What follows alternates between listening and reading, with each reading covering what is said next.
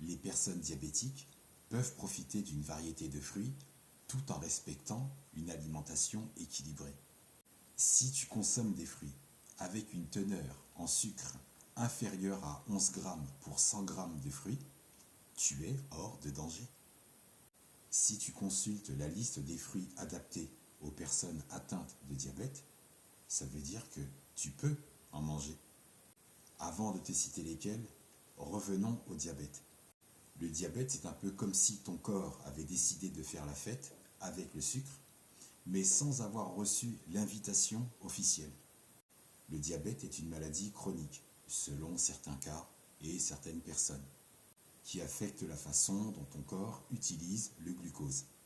Ce qui est un peu comme si ta voiture ne savait pas comment utiliser l'essence, ou le gazole, enfin, le carburant. Je ne sais pas ce que tu as comme type de voiture. Mais si elle ne sait pas comment utiliser le carburant, il y a un dysfonctionnement, un problème, donc elle n'ira pas très loin.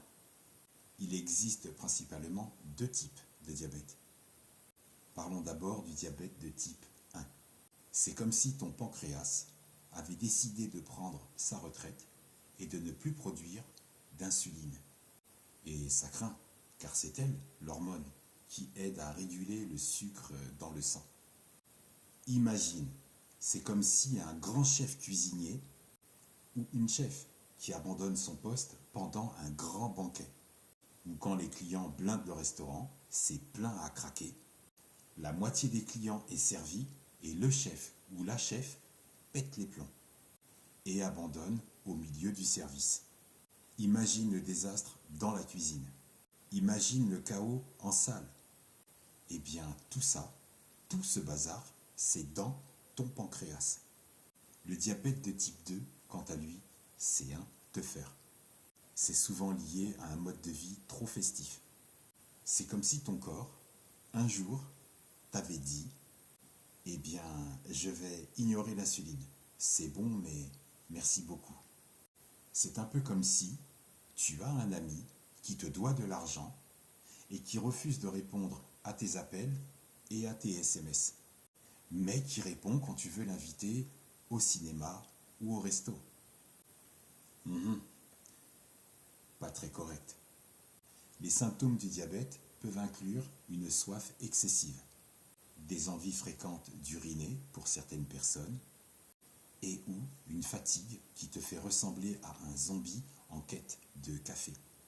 En gros, c'est ton corps qui te parle et qui essaie de te dire « Hé, il y a un sérieux problème avec le sucre ici.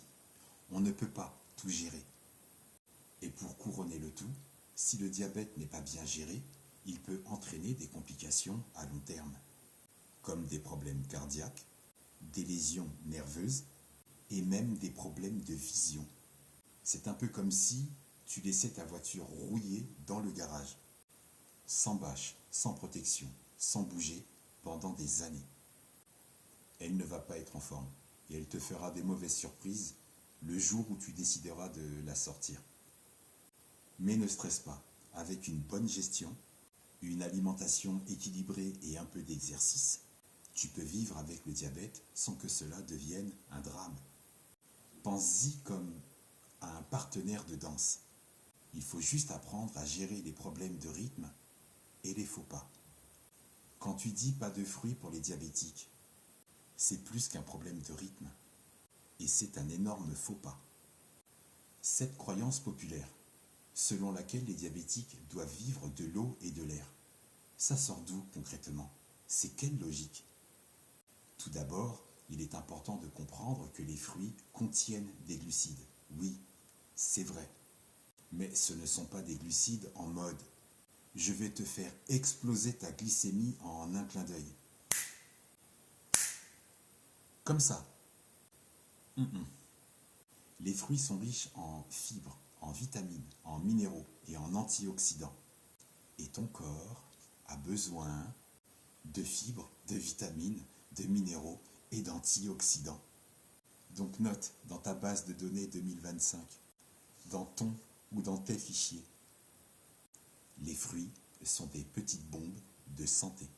Je répète, les fruits sont des petites bombes de santé. Imagine un fruit, tel un super-héros de la nature, prêt à combattre les méchants radicaux libres et à stimuler ton système immunitaire. Maintenant, parlons de la glycémie, ta glycémie. Les fruits ont un indice glycémique qui varie.